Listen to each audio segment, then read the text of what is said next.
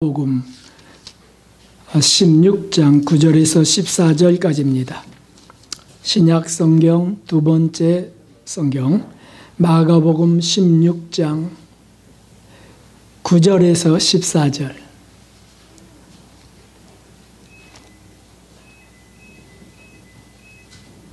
마가복음 16장 9절에서 14절까지. 찾으셨으면 우리 한 목소리로 같이 읽도록 하겠습니다. 예수님께서 안식 후 첫날 이른 아침에 살아나신 후 전에 7 귀신을 쫓아내어 주신 막달라 마리아에게 먼저 보이시니 마리아가 가서 예수님과 함께하던 사람들의 슬퍼하며 울고 있는 중에 이 일을 고하매 그들은 예수님의 살으셨다는 것과 마리아에게 보이셨다는 것을 듣고도 믿지 아니하니라. 그 후에 저희 중 2 사람이 걸어서 시골로 갈 때 예수님께서 다른 모양으로 저에게 나타나시니 2 사람이 가서 남은 제자들에게 고하였으되 역시 믿지 아니하니라. 그 후에 한 11 제자가 음식 먹을 때에 예수님께서 저에게 나타나사 저의 믿음 없는 것과 마음이 완악한 것을 꾸짖으시니 이는 자기의 살아난 것을 본 자들의 말을 믿지 아니함일러라. 아멘. 할렐루야. 2주 만에 뵙게 돼서 저는 가슴이 뛰고 참으로 반갑고 기쁩니다. 여러분들에게 진심으로 반갑습니다.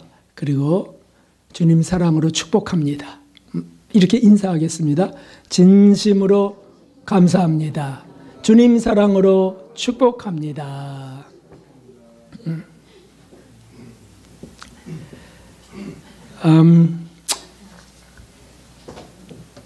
오늘 말씀의 제목은 고난과 부활, 선교 이렇게 되었습니다. 사실 선교를 갖다 돌아오면 우리 성도님들의 기도와 그 동참에 감사해서 선교 보고 형식의 설교를 이제 하게 됩니다. 그런데 오늘 부활절이잖아요. 그래서 부활절에 대한 말씀도 예수님 부활에 대한 말씀도 전해야 되겠고 다음 주에 선교 간증을 할까 하면 또 그게 식어버리잖아요. 따끈따끈할 때 전달돼야 되니까. 그래서 함께 하느라고 오늘 말씀을 좀 짧게 말씀들은 좀 짧게 하면서 선교 간증을 섞어서 전하려고 합니다. 이번 선교는 사순절 동안 그것도 고난주간이 끼어서 이어진 선교였습니다. 이미 그러므로 각오된 선교입니다. 왜냐하면 아이고 고난주간이 끼었다. 그러니 당연히 주님을 사랑하는 사람들을 주님은 또 고난에 동참케 하시잖아요. 그래서 내심 지난번처럼 고난이 그렇게 극심하면 어찌할까 좀 염려스러운 마음이 있었습니다. 게다가 연로하신 집사님 4분과 함께하는 여행이었기 때문에 과연 일이 어떻게 될까 하는 마음이 있었습니다. 그런데 우리 하나님은 역시 모든 것을 다 아시죠. 그래서 우리 연약함이나 우리 사정을 다 아셔서 이번 선교도 감당할 만한 믿음, 감당할 만한 시험만 허락하시면서 함께 하신 참 크신 은혜의 선교 여행이었습니다. 그리고 이렇게 부활 감사 예배를 함께 드리게 되었습니다. 그래서 저는 정말 우리 사랑하는 교인들을 다시 뵙게 돼서 정말 감사합니다. 여러분들은 그렇게 동의하시는지 잘 모르겠네요. 저는 2군이 빠졌고 그리고 사랑은 더 그의 10배 정도로 부어져서 돌아왔습니다. 오늘 말씀을 좀 주목하겠습니다. 예수님께서 부활하셨을 때 제자들은 주님을 잃어버린 슬픔이 가득했습니다. 그러나 더 완전하게 나타나신 예수님, 다시 말하면 부활하신 예수님이시죠. 그분을 만나면 넘치는 기쁨을 얻게 됩니다. 절망, 완전한 깜깜한 좌절 속에서 다시 기쁨과 소망으로 뒤바뀌어 버리는 것이죠. 염려가 확신이 되고 그리고 불안이 행복이 되었습니다. 주님의 부활은 그만큼 아니 그 이상으로 초자연적인 신비입니다. 그리고 능력입니다. 이 부활, 예수님의 부활을 만나면 이 부활 체험을 뜨겁게 하면 인생이 달라지고 생애가 뒤바뀌고 예수님을 믿었다 할지라도 퀀텀 성장 이루어지는 거예요. 그게 뭐냐면 폭발적 성장이에요. 폭발적 성장. 마치 무슨 나무지? 대나무가 몇 년씩 자라지 못하다가 한꺼번에 하루에 20cm, 30cm도 자라는 이 퀀텀 성장이 이루어지는 거죠. 그것이 제자들에게 있었던 것을 이제 기록하고 있습니다. 죽음의 불안이나 미래의 염려는 한순간에 사라지는 겁니다. 그 산 증인들이 여기 있습니다. 그래서 우리가 여기 나오는 네 분의 모습 속에 우리의 모습을 좀 발견하기 원합니다. 짧게 살필 수밖에 없죠. 오늘 성찬 세례식까지 있어서. 그러나 은혜는 주님이 부어주실 줄 믿습니다. 제일 먼저 등장하는 막달라 마리아가 있습니다. 9절에 나와 있습니다. 이 막달라 마리아는 예수님의 부활을 최초로 목격한 증인이었습니다. 막달라 마리아는 여자였지요. 당시의 여자는 투표권도 없고 그리고 남자에 부속되어 있는 그런 참 낮은 존재, 그 사회에 낮은 신분의 존재였습니다.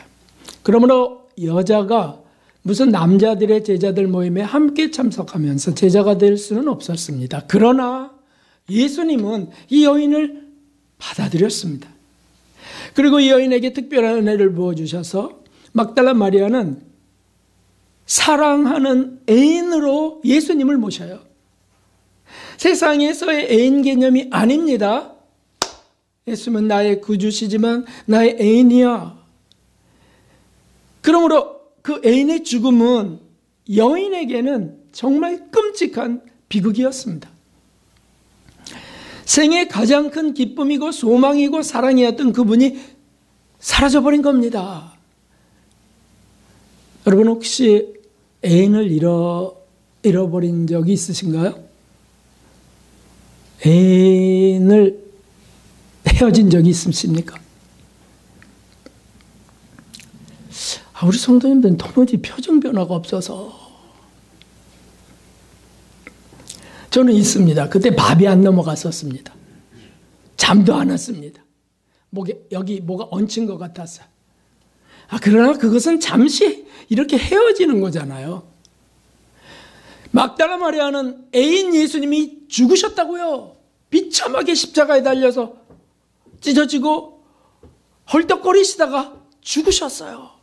그러니 이 여인에게는 그냥 죽음이에요. 죽음. 나 이제 살 소망이 없는 거죠. 그런데 그 여인을 예수님이 부활하셔서 제일 먼저 만나주시는 거죠. 왜 이 여인을 제일 먼저 만나주셨을까요? 예수님을 그만큼 사랑했기 때문입니다. 그런데 역시 우리 예수님이세요.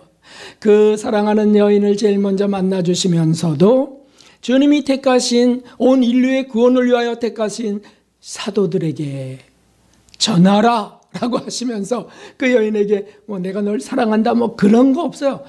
가서 전하라 라고 하시면서 두 가지 말씀을 전해주세요. 그것이 뭐냐 하면 내 형제들에게 갈릴리로 가라 하라. 갈릴리. 거기서 제자들을 만나시고 부르시고 했던 거잖아요. 거기서 제일 많은 사역을 하셨어요. 가라 하라. 거기서 나를 보리라. 내가 내 아버지 곧 너희 아버지 내 하나님 곧 너희 하나님께로 올라간다고 전하라. 이런 것이었어요. 그러니까 메신저로 이 막달라 마리아가 택해진 겁니다. 어찌됐든 막달라 마리아를 이 부활의 산증인으로 택하신 이유가 있습니다. 예수님을 사랑해서지만 중요한 포인트가 여기에 있어요. 그게 뭐냐면 이 막달라 마리아는 여기 9절에 보니까 7 귀신 들렸다고 했습니다. 그 귀신은 각종 귀신들이었지만 그 중에 대표적인 세력은 음란 세력이었습니다. 그래서 막달라 마리아가 음녀가 돼요. 음녀가. 그래서 정말 그 떠올리기 싫은 창피한 과거가 있는 여인입니다. 그런 여인을 새롭게 만드는 거예요. 저기 그 말씀 속에 있습니다. 내 아버지, 예수님이 내 아버지라고 하면 하나님이세요. 정말 무음하신 하나님이요, 창조주 하나님이세요. 세상을, 우주를 창조하신 하나님이세요. 근데 너의 하나님이 너의 하나님이야. 내 아버지인데 너의 아버지야. 이것을 전하라고 하는 거예요. 부활하신 예수님이. 이게 무슨 의미입니까? 그렇습니다. 마리아야, 내 아버지가 너의 아버지야. 전 죄인인데요. 새롭게 하시는 겁니다. 사실 그 미토 집회에서 그 제일 먼저 집회했던 남부 지역, 베트남의 남부 지역 시골 미토 집회에서 저는 마약에 중독되었던 청년을 이제 보았습니다. 마약에 중독됐다, 그것을 극복해서 다시 돌이켜 나온다? 대단히 어려운 일 아닙니까? 알코올도 참 그 벗어나기가 어려운데 마약에 중독됐어요. 근데 그 청년이 정말 주님 은혜로 그것을 끊고 그 집회에 기타를 치며 찬양을 드리는 모습을 보았습니다. 참으로 감사하고 감사했습니다. 참 죄송한 것은 사진은 이 시간에는 볼 수가 없습니다. 시간이 없어서. 그래서 그것은 오후 찬양 예배 때 쭉 보려고 합니다. 그래서 제가 너무 감사해서 그 청년이 이제 찬양하고 돌아왔을 때 제가 그를 꼭 안아주었습니다. 끌어안고 축복해 줬어요. 하나님이 너를 사랑하셔. 하나님이 너를 사랑하신다고. 우리 집사님도 이런 집회가 진행되면서 이런 고백을 하셨어요. 과거의 부끄러운 죄악을 다 지우고 싶어요. 기억조차 다 지워주셨으면 좋겠어요. 진짜예요. 정말 그것을 원합니다. 이런 고백을 하셨어요. 그런데 이런 고백을 주님이 얼마나 기뻐하시는지. 전 지금까지 의롭게 살았어요. 이런 거 별로 안 좋아하세요. 가짜니까. 저 죄인입니다. 참 기뻐하세요. 그래서 그 고백을 하는 집사님에게 주님이 찾아오셨어요. 감지하셨는지는 모르겠으나 저는 분명히 주님이 분명히 오시는구나를 느꼈고, 어떤 분이 보았는데 2번씩이나 그분의 머리에 성령이 비둘기의 모습으로 내려와 앉아 계신 것을 보게 되었습니다. 할렐루야. 주님이 기뻐 받으시는 거죠. 부활이라고 하는 것은 과거에서 새로운 탄생을 의미합니다. 과거의 부끄러운 추한 삶의 죄악에서 새로운 탄생. 세상 사람들이 그리스도인들을 잘 이해 못하는 것 중에 하나가 교회 가서 죄를 고백하고 잘못했다고 눈물을 흘리고 나와서 또 어떤 기회에 성질 내고 하는 거, 또 가서 고백하는 걸 잘 이해를 못해요. 그리고 이렇게 말하지, 어렵게. 그렇게 맨날 죄 짓고 또 가서 고백하고 또 나와서 죄 짓고, 난 그렇게 못해. 안 가. 딱 고쳐야지. 이렇게 세상 사람들이 말합니다. 거짓말도 참. 뭘 그렇게 딱 고칩니까? 수도 없이 실패하는 존재가 우리 인생인데요. 여기 죄공장이 속에 있잖아요. 죄공장, 죄성이, 성질이 있잖아요. 성질, 머리, 그게 있다고요. 그런데 이것 때문에 좌절되고 막 비참해지는데, 부활이라고 하는 것, 부활하신 예수님이 마리아야 라고 찾아오시는 것들은 새로운 탄생을 의미한다고요. 막달라 마리아가 바로 그렇게 됐고, 그리고 이 예수 그리스도의 은혜를 사모하는 이들을 주님이 그렇게 이끌어 가십니다. 마약에서부터, 부끄러운 과거의 과거로부터. 참으로 감사한 일입니다. 두 번째는 11절에 보면 이 제자들이 막달라 마리아가 전해주는 소식을 믿지 않는 겁니다. 그래서 그 믿지 않는 제자 중에 도마 제자가 있었습니다. 도마 제자.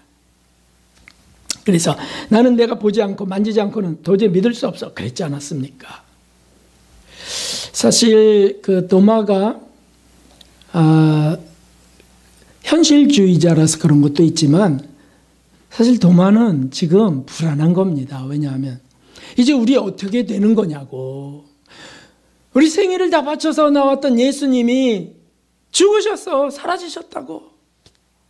우리 미래는 어떻게 되냐고. 우리가 3년 동안 투자한 모든 것들이 어떻게 되냐고. 가족도 다 떠나고 그렇게 왔는데. 그래서 이 의심스러움은 불안과 근심으로부터 오는 거예요. 앞날에 대한 불안과 근심, 염려, 이런 것 때문에 의심이 막 따라붙어요. 미래에 대한, 내일에 대한 염려, 근심이죠. 부활은 내일에 대한 염려, 근심, 불안으로부터 부활하는 것입니다.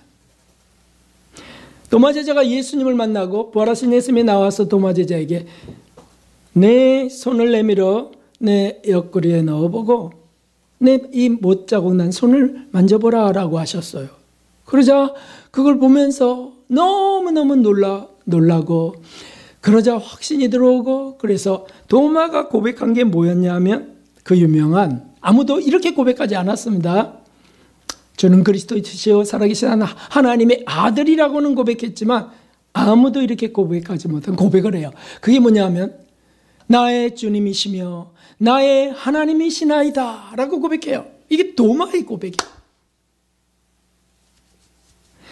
전혀 새로워지는 거죠. 사랑하는 성도 여러분, 여기 연세 들어가시는 분들이 계신데 늙어가시면 점점 더 불안과 염려가 다가옵니다. 그렇죠? 그래서 나 어떻게 되지? 나 치매 걸리면 어떡하지? 또 요양원으로 내가 그냥 던져지면 어떻게 되나? 나를 식구들이 버리면 나 어떻게 사나? 뭐 이런 염려들이 있어요.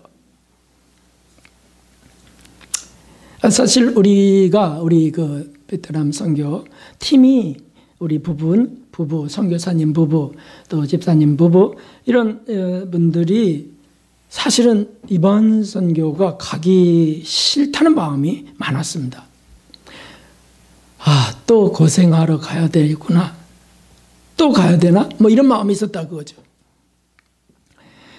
게다가 저는 이제 어쨌든 책임자 아닙니까? 그러니까 연로하신 분이 함께 하신다는 게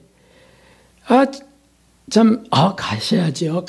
가시면 무조건 은혜 받습니다라고 했지만 마음은 좀 무거웠습니다. 그리고 왠지 제가 자꾸 언제까지 해야 되지? 뭐 이런 생각이 들어요. 이거 나쁜 마음인데. 근데 그게 저의 모습입니다. 제 안에는 짜증스러운 마음이 일어났습니다. 그래서 예민해졌어요. 그래서 점점 선교가 가까워오자 점점 세지더라고요, 이 사람이. 그리고는 전날에는 퉁명스럽게 말하고 냉랭하게 행동하고요. 짐을 싸면서도 무슨 명령하는 것 같았습니다. 이건 이렇게 하고 저건 저렇게 하고 그거 갖다 놓고 막 이렇게. 그러니까 뭔가 마음이 지금 강박해지고 있는 겁니다. 싫다는 거예요. 그래서 솔직히 고백하더라고요. 이번엔 저도 가기 싫어요. 그러니까 뭔가 방해가 있었던 것이 분명하고 미리 겪는 거라고 저는 자꾸 믿었어요. 이번에 고생은 미리 겪게 하신다. 그런데 이제 가서 우리를 새롭게 하시는 것, 그것들을 경험하면서 얼마나 감사했는지. 그래서 제가 저절로 이런 생각이 일어났습니다. 아, 부활은 미래의 불안에서의 새로운 삶이구나. 전혀 새로운 탄생이다. 미래의 불안. 사실 우리 미래의 불안 때문에 돈을 많이 벌어서 쌓두려고 하잖아요. 미래의 불안 때문에 건강에 신경 쓰잖아요. 부활은 그런 불안으로부터의 새로운 삶이 시작되는 겁니다. 주님이 뭐라 하시냐면 그거 버리라 하십니다. 그 염려를 버리라 하세요. 도마야, 너 왜 염려하느냐? 왜 그 염려로 인하여 의심까지 일어나느냐? 나를 만져봐라. 참 좋으신 주님이시죠. 우리를 다 아시는 주님이세요. 그러자 도마가 갑자기 부활되는 것처럼 갑자기 나의 주시며 나의 하나님이시니다. 와우, 대반전이 일어나는 거야. 아무도 그렇게 고백하지 못한 그 고백.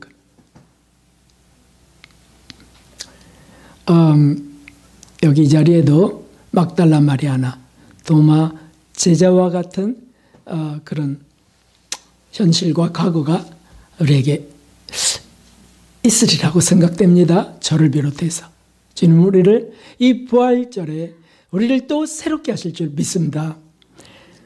세 번째 증인이 이 제자가 있었는데 그가 누구냐 하면 애제자 베드로입니다.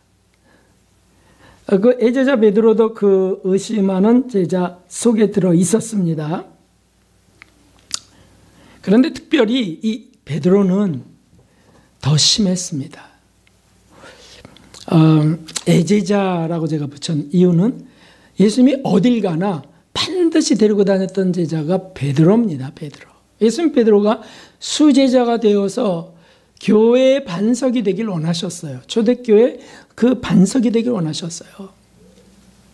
그런데 베드로는 끔찍하고 정말 부끄러운 실패를 했습니다. 그게 뭐냐면 잘 아시는 그 예수님 골고다 길에서 예수님을 3번이나 모른다고 부인한 것이었어요.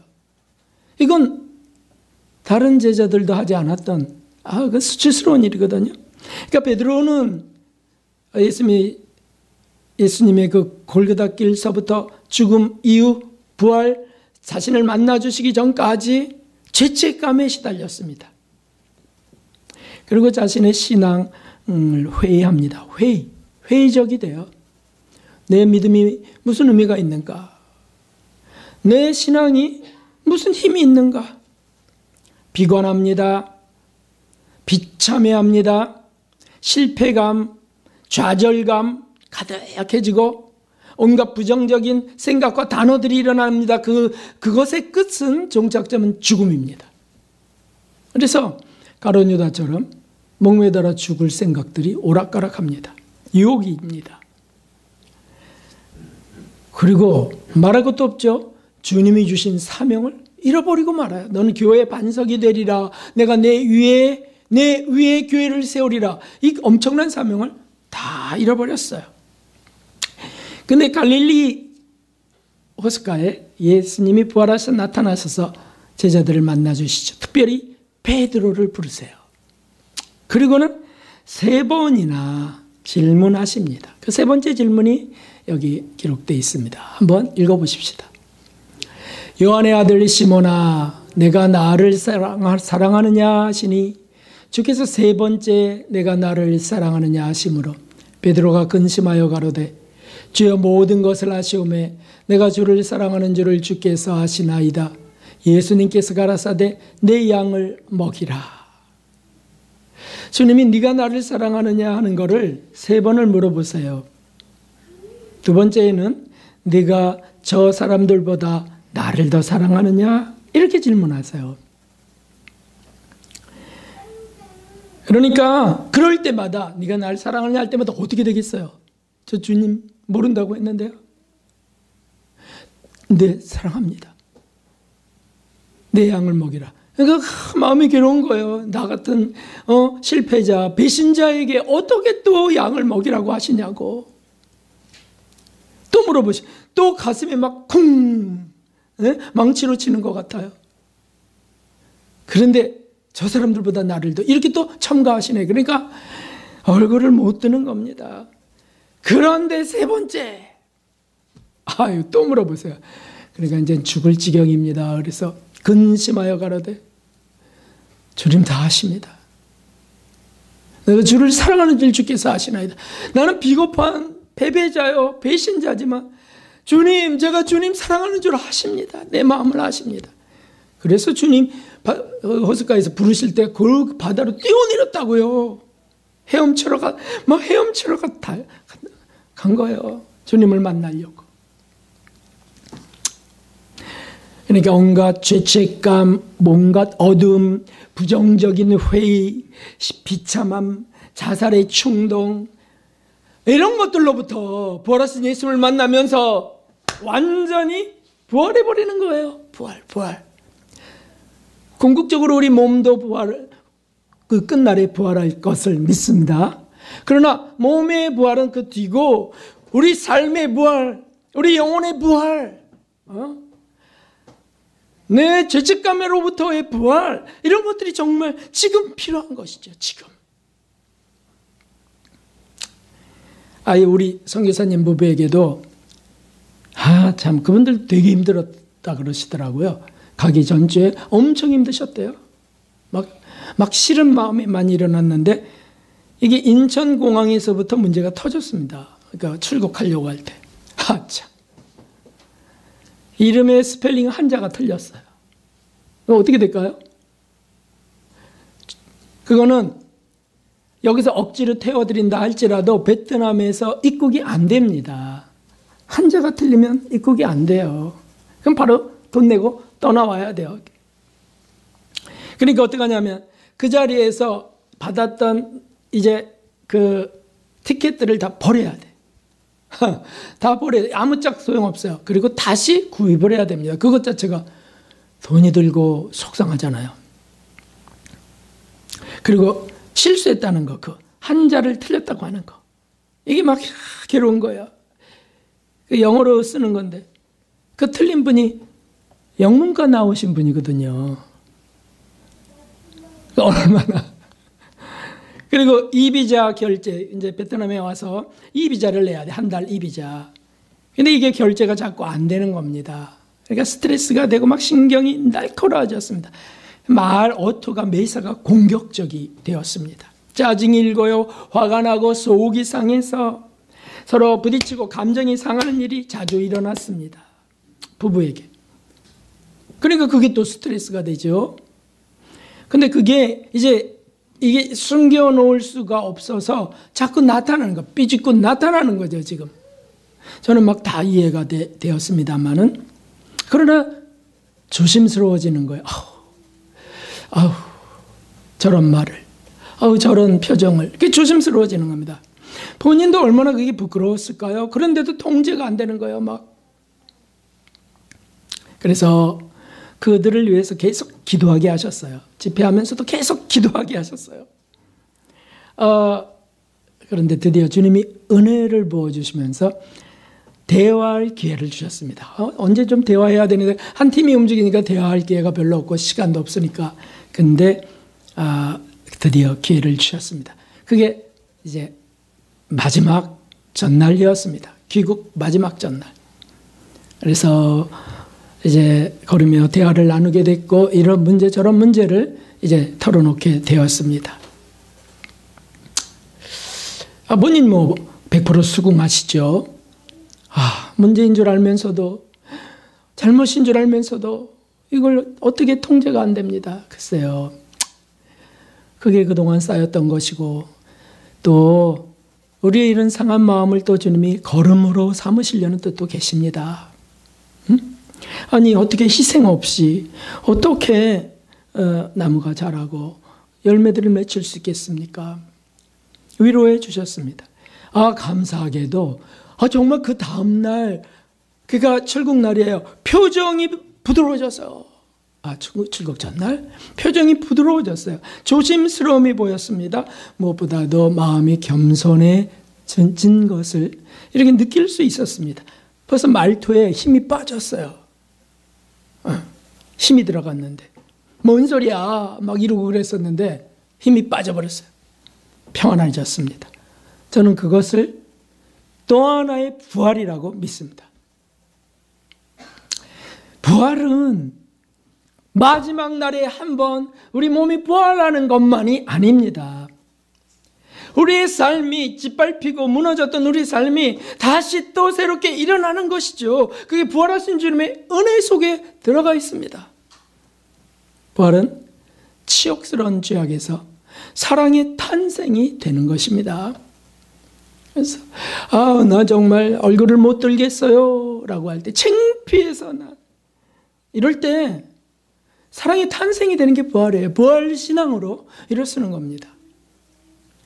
남편이나 아내가 정말 수치스러운 죄악을 저질렀다, 큰 실패를 했다, 그래서 가족들에게, 남편과 아내에게 끔찍한 피해를 줬다, 그러면 도피하고 싶은 마음이 일어납니다.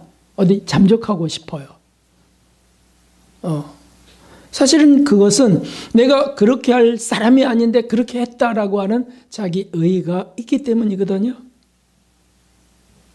아니요, 저는 이럴 수밖에 없어요 라고 하는 사람은 고백하고 용서를 구합니다.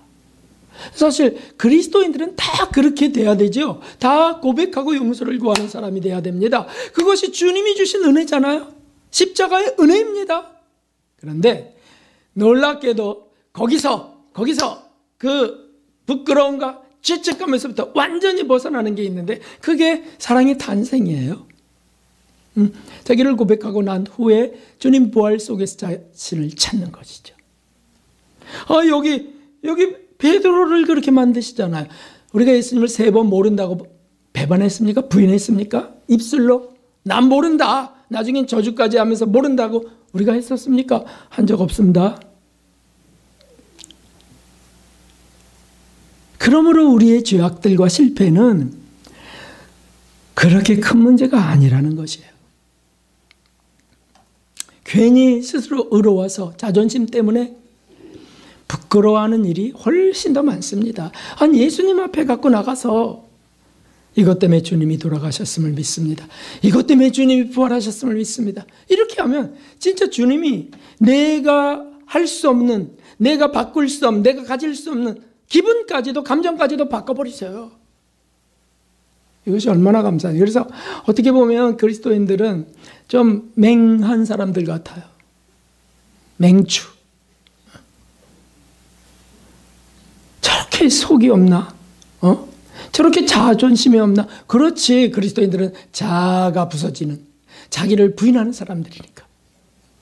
또 잘못했습니다. 아이고, 잘못해서 고쳐야지, 맨날 잘못했다 그러면 뭐하냐, 이런 아주 공격을 또 받아요. 또 인정해주세요. 또 인정하면 돼요.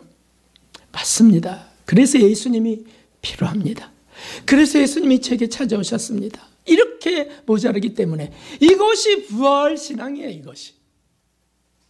그러면 주님이 새롭게 하신다고요. 네? 얼마나 감사한지요.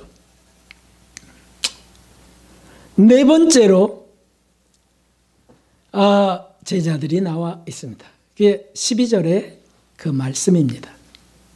이 12절 말씀은 누가복음에 보면 엠마오로 가는 제자, 두 제자라고 되어 있습니다. 자, 이 누가복음을 한번 읽어봅시다. 미련하고 선지자들의 말한 모든 것을 마음에 더디 믿는 자들이여, 그리스도가 이런 고난을 받고 자기의 영광에 들어가야 할 것이 아니냐 하시고, 이거는 엠마오 길을 가는 지금 두 제자에게 주님이 나타나셔서, 부활하신 주님이 나타나셔서 그들에게 예수님의 부활을 알리고 다시 확신을 주시는 그런 내용입니다. 네, 오늘 이 마가복음에는 그 자세한 내용과 길의 이름은 나와 있지 않습니다. 엠마오라고 하는 곳을 왜 갔을까요? 지금 예루살렘에서 엠마오 길로 떠나가고 있는 겁니다. 주님은 분명히 말씀하시기를 너는 예루살렘에 머물러 있으라 라고 하셨어요. 성령을 부어주실 것이다. 근데 그냥 떠나가는 겁니다. 왜냐하면 이제 내 삶은 의미가 없으니까, 목적도 없으니까, 망했으니까. 그래서 삶의 방향을 잃어버린 겁니다. 그러니까 이제 어떡합니까? 먹고는 살아야 되니까 엠마오로 가는 엠마오. 먹고는 살아야 되잖아요. 다시 이제 세상 직업을 찾고 뭐 그렇게 할 수밖에 없어요. 이들은 정말 인류의 구원을 위해 선택된 사명자들인데 그냥 또 그렇게 가는 겁니다. 그런 그 상실감이 가득한 제자들을 주님이 만나주셔서 주님이 원하시는 길로 돌이키신 사건. 이것이 엠마오길의 두 제자가 예수님을 만난 사건입니다. 여러분, 우리가 인생의 방향을 잃을 때 있습니다. 정말 실망해서 정말 자신의 그 모든 것이 정말 실망스러워서 멘붕이라 그러죠. 멘붕. 네? 그래서 아무것도 난 못하겠어. 의욕 상실, 목적 상실, 참 유목적적 삶을 살던 사람이었는데 목적 없어요. 무목적. 그냥 하루하루 살면 되죠. 뭐 그냥 이렇게 사는 게 인생이죠. 뭐 하면서 그래요. 아니요. 그냥 그저 그렇게 인생, 그저 그렇게 뭐 살든지 죽든지 이게 인생이지 그렇게 되라고 우리 주님이 우리를 위해 죽어주신 것이 아닙니다. 우리 주님이 그렇게 가치 없는 재물이 아니세요. 우리를 구원하셔서 우리를 정말 목적적 가장 가치로운 삶을 이루게 하시려고 죽어주신 분이세요. 그분이 하나님의 아들이시더라고요. 그분이 죽으시면서 우리를 택하고 부르셨다. 우리의 존재는 도대체 얼마의 가치가 있겠습니까? 그런데 잊어버렸어요. 그것을. 돈으로 치면 1만 달란트라고 하셨죠. 20조 원이에요. 20조 원. 여러분 한 분 한 분들이 제가 20조 원입니다.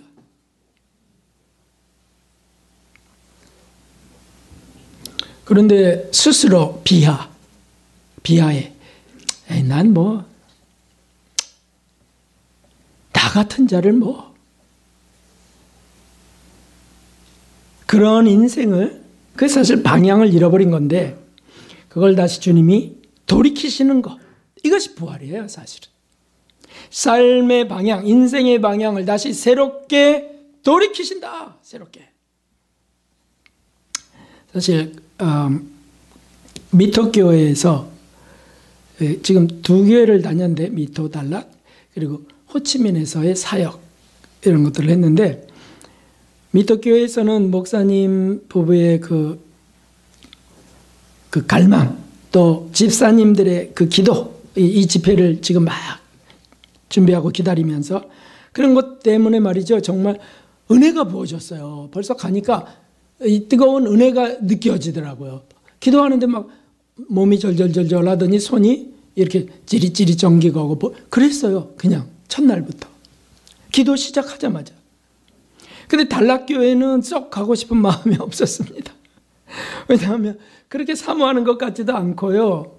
벌써 여러 번 가기 전에 확인했는데도 날짜가 언제 뭐 꼭 해줄 거냐 뭐 이런 거 없어요. 그냥 오신다고? 뭐 이 정도예요. 날짜가 임박해서야 강의를 요청하게 되고 이미 몸이 힘들죠. 두통 여전히 두통은 있어요. 뭐 그 체한 두통처럼 아프진 않았지만 그 묵직한 두통은 계속됐습니다. 수면 부족 이런 것들이 늘 있죠. 그러니까 두근이 빠지는 거 아니겠어요? 그래서 쉬고 싶은 마음이 있었습니다. 게다가 연로하신 집사님은 7시간의 장거리 여행을 또 해야 됩니다. 버스로. 이게 얼마나 부담이 큽니까? 그래서 마지막 지난주 화요일 오후부터 수요일 하루 그래서 1일 반을 하기로 했습니다. 그런 적은 없었고 또 그냥 그래도 가야지 안 하면 시험 드시니까 뭐 이런 생각들을 서로 나누면서 그래 가자 이런 식이었어요. 마치 억지로 진 구레네 시몬의 십자가처럼. 근데 강의가 이제 다 끝납니다. 첫날 오후 그 다음에 둘째 날 오전 오후 강의가 다 끝났는데 목사님이 환한 얼굴로 강단에 서서 마지막 인사를 하며 놀라운 소식을 전해주셨습니다. 이렇게 말했습니다. 잘 들어보세요. 우리는 이런 집회를 한 번도 오후부터 한 적이 없습니다. 왜 오후에 해야 됩니까? 그래서 화도 나고 속상했습니다. 우리를 무시하는 것 같다는 생각도 들었습니다. 그런데 그 첫째 날 우리 오후부터 이제 가는데 오전에 갑자기 공안들이 들이닥쳤습니다. 우리 가기 전에. 그래가지고 2시간 동안이나 거기 앉아갖고 감시하다가 떠나갔다는 거예요. 2시간을 앉은 이유는 이제 올 거다 성도들이. 이렇게 하는 거예요. 왜냐하면 부활절 전 고난주간에 그 교회들이 어떤 특별한 집회를 열기도 하는데 전도도 하고 그것을 감시하러 온 거예요. 그래서 외국인이 한 명이라도 있으면 붙들리는 거예요. 교회는 문책당하고요. 그런 걸 살피러 왔다는 거죠. 지난번에도 한번 걸린 적이 있기 때문에 이 교회가 요주의 교회가 돼요. 지하교회인데 요주의 교회. 그래서 만일 오전부터 했었다면 어떻게 됐을까?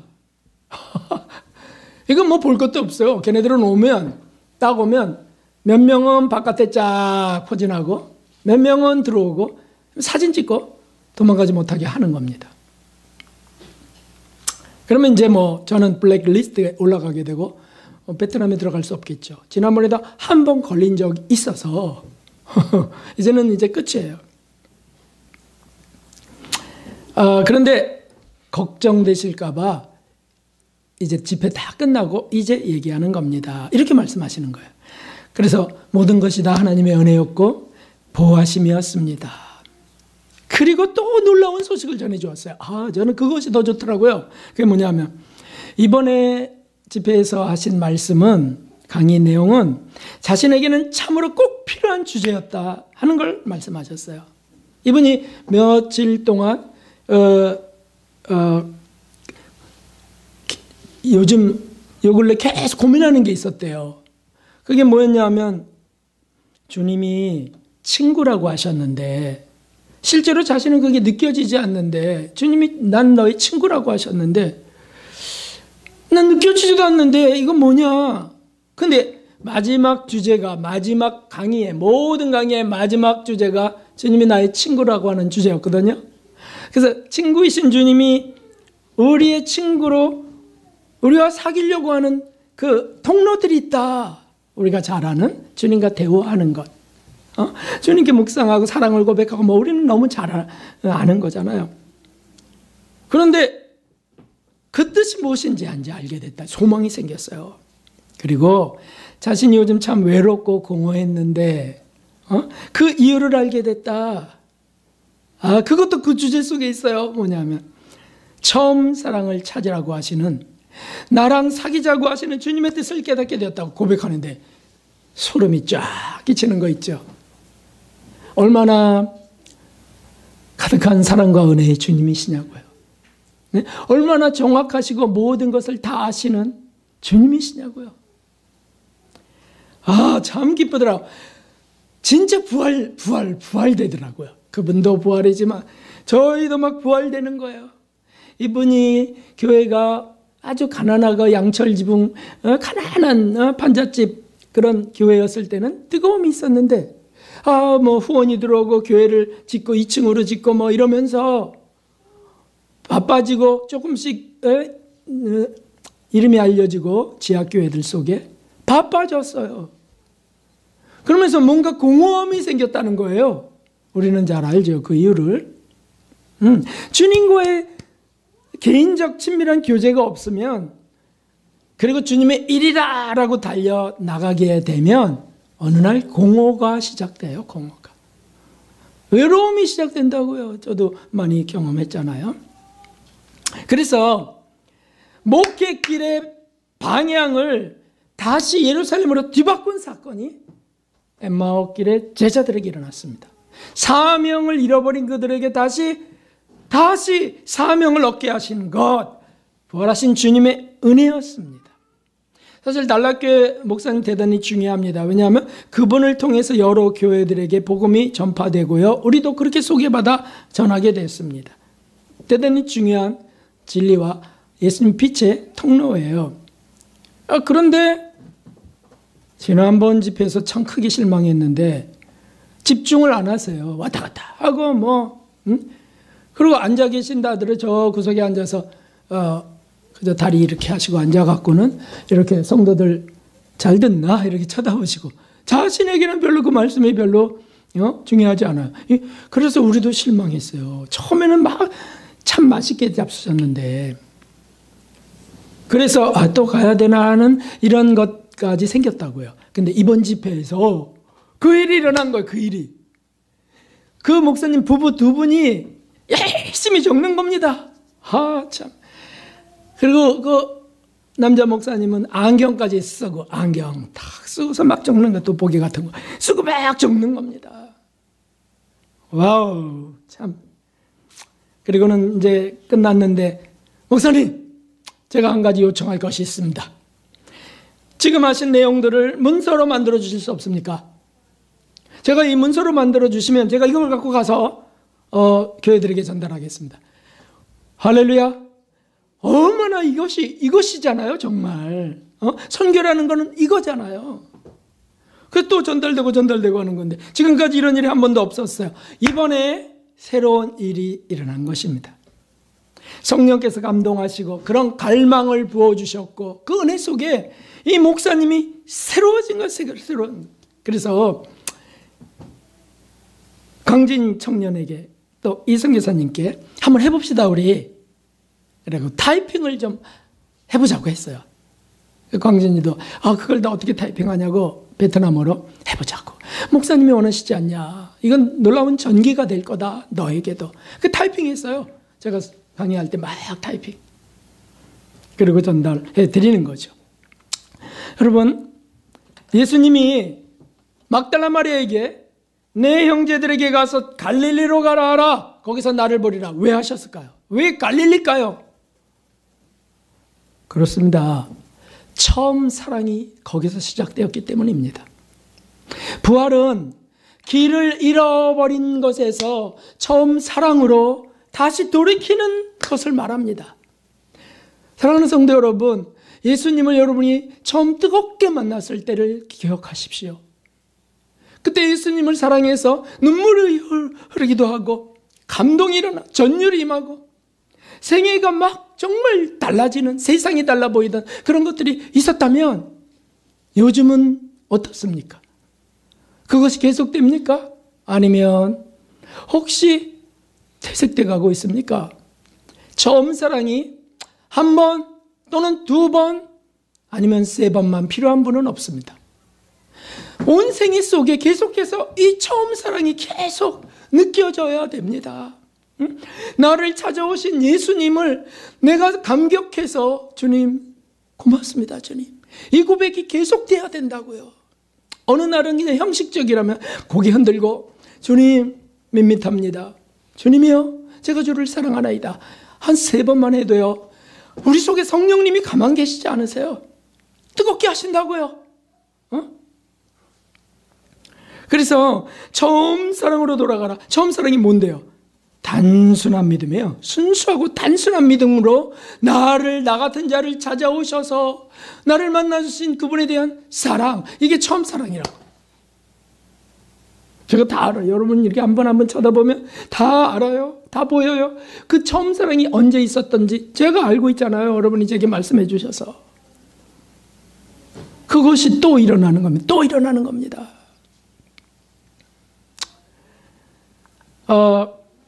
마지막 귀국 비행기 속에 있었던 놀라운 일을 드리면서 마치겠습니다. 귀국 비행기 이제 5시간을 타고 와야 됩니다. 그런데 자리를 딱 이제 배정받은 자리를 가니까 거기 그거 아시잖아요. 키 큰 사람, 몸에 털도 난 키 큰 사람이 거기 앉아 있는 거예요. 외국 사람이었습니다. 그러니까 이제 그 옆에 앉아야 되니까 한국 사람들은 퉁명스럽다고 하는 거 세계에서 많이 들었어요. 무뚝뚝하고 퉁명스럽고. 그러고 싶지 않아요. 그래서 웃으면서 하이 하면서 앉으면서 어디서 왔습니까? 이거는 기본적으로 다 아는 거잖아요. 그 다음에는 말이 시작되면 이제 딴 생각하고 딴 거 보고 그러죠. 더 이상 할 말을 못하니까. 그는 이제 어디서 왔냐고 했는데 프랑스에서 왔다. 프랑스도 못 알아들어갖고서 그러니까 프랑스. 그래서 이제 만나게 됐습니다. 근데 그는 리옹에 살고 있었고, 프랑스 리옹 6개월 일하고 6개월 여행하는 사람이었습니다. 청년이에요. 근데 한국은 처음 온다고 하는 거예요. 그는 얼마나 감사합니까? 그래서 근데 빵과 포도주 아니고 빵과 과자를 좀 나눠주면서 이제 대화를 조금 하게 되었어요. 어렸을 때 부모의 신앙을 따라 교회 다녔대요. 근데 학생이 되더니 교회를 안 나왔대요. 지율이 잘 들으셔야 돼. 우리 나이 때는 교회 나왔는데 학생이 되더니 안 나왔대. 지율이는 절대 그런 친구 아닌 줄 알아요. 할렐루야. 어이구 아멘. 그래갖고 그러다가 청년이 돼갖고 23살에 다시 예수님께 돌아왔대요. 그때부터 제 가슴이 뛰는 거예요. 지금 27살인데 4년을 지금 예수님을 믿게 됐다는 거예요. 이름이 뭐냐면 저한테 묻는 거예요. 저 이름이 뭐냐고. 박이라고. 상태라고. 크리스찬 네임이 있는데 제게 존이라고 했어요. 제가 존. 그래서 예수님의 제자 중 그 존. 그래도 자기 이름을 얘기하는데 가브리엘이라고 하였습니다.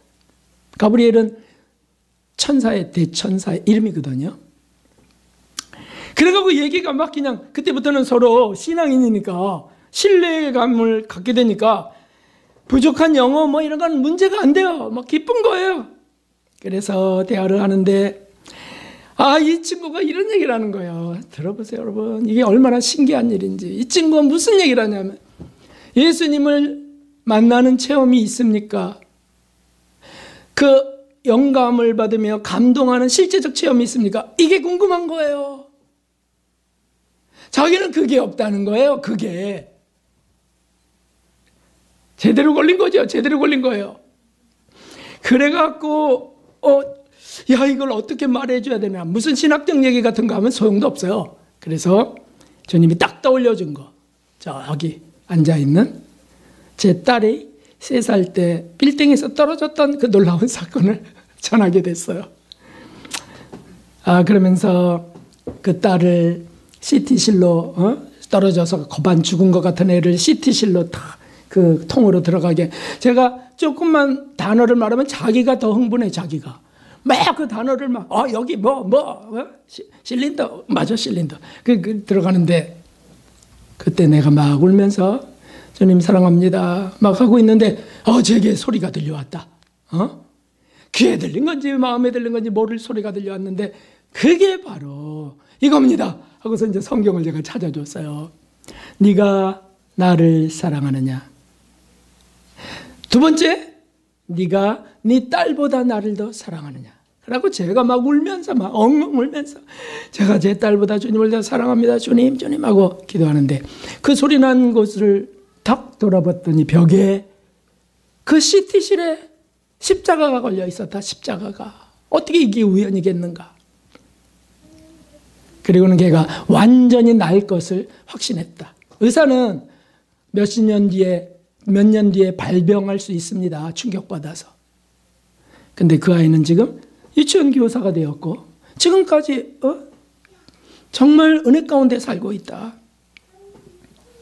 이런 내용을 전하게 됐습니다. 그랬더니 이 친구가 막 뜨거워진 겁니다. 그래서는 우리 교회 오면 안 되겠냐는 거예요. 한국에서 2달 동안 이제 머물다 나갈 건데 두 주인가? 2달인가.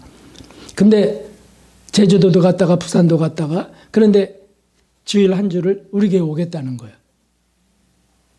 그때부터 갑자기 가슴이 답답해지더라고요. 참 기쁜데. 그러더니 벌써 알고서 말 못 알아들어도 관계없습니다. 성령께서 하나님께서 주시는 은혜가 있습니다. 자기가 더 난리가 났어요. 오시라고. 오시면 예배드리고 끝나면 푸짐한 점심도 있습니다. 그런데 really? 해가면서 막 되게 좋아하세요. 여러분 만일 대화가 부담스러워 그냥 모른 체 하고 지나갔다면, 아니면 where are you from 하고 그러고 제가 잠자는 척 했었다면 어떻게 이런 일이 있을까요? 음식을 나누며 대화를 하고 사랑을 품고 이 청년, 27살 청년, 우리 아들보다 적잖아요.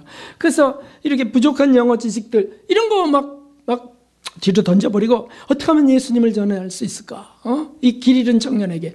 그래서 한 걸 주님이 도와주셨어요. 그러면 급기야, do you know WhatsApp? WhatsApp? 하고 보니까 제가 오래전에 깔아놓은 앱이에요. 왓츠앱 아시죠? 외국인들하고도 마음껏 할 수 있는 카톡 같은 메신저예요.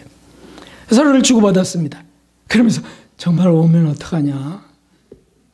그것도 주님께 맡겨드려야지. 그러고서는 대화할 거는 엄 집사님과 우리 이 목사님이 하시면 되겠다. 이렇게 생각을 했어요. 이제 제 부담이 절로 넘어갔습니다. 이 목사님, 사랑하는 성도 여러분, 저는 우리 교회를 진심으로 사랑합니다. 성도 한 분 한 분을 제가 존경하고 사랑합니다. 제 사랑이 부족해서 한없이 모자람을 제가 때때로 느끼며 죄책감도 일어납니다. 그래서 제가 말씀을 가끔 드립니다. 저보다 더 좋은 목사를 만났다면 이분들이 얼마나 더 좋았을까, 얼마나 더 은혜 속에 성장했을까 종종 생각합니다. 그래서 제가 죄송함을 느낍니다. 과거에 제가 인본주의적인 방법으로 교회를 부흥시키려고 했던 것도 제가 가끔 회개합니다. 또 저의 나쁜 본성과 성질, 이런 게 드러나 상처 주었던 것들, 이런 거 자꾸 부끄러움으로 떠올려지기도 합니다. 그러나 항상 결론은 부활하신 주님의 은혜예요. 나의 그런 부족함과 연약과 죄악을 짊어지고 죽으신 십자가의 예수님이 사흘 뒤에 부활하셨다라고 하는 그 부활하신 주님이 다시 찾아오셔서 만져보라고 하시고, 너는 나를 본 거로 믿느냐? 보지 못하고 믿는 자가 복되도다 한 믿음을 우리에게 선물로 주셨다고요. 그래서 소망이 넘치는 겁니다. 그래서 제가 또 쓰고 또 쓸 수가 있는 거예요. 아직도 악습이 있고 못된 성질이 우리에게 있어도 제자를 바꾸신 주님이 우리를 못 바꾸시겠어요? 제가 이렇게 고백합니다. 나같이 못된 자를 고치시는 주님이시라면 여러분같이 덜 못되신 분들은 얼마나 더 쉽게 고치실까? 제가 감사합니다. 고난을 겪으며 부활하신 우리 예수님, 그분께 현실 속의 고난을 고백하면서 그렇게 고난을 받으신 그분께 우리가 신뢰를 갖고 나아가는 겁니다.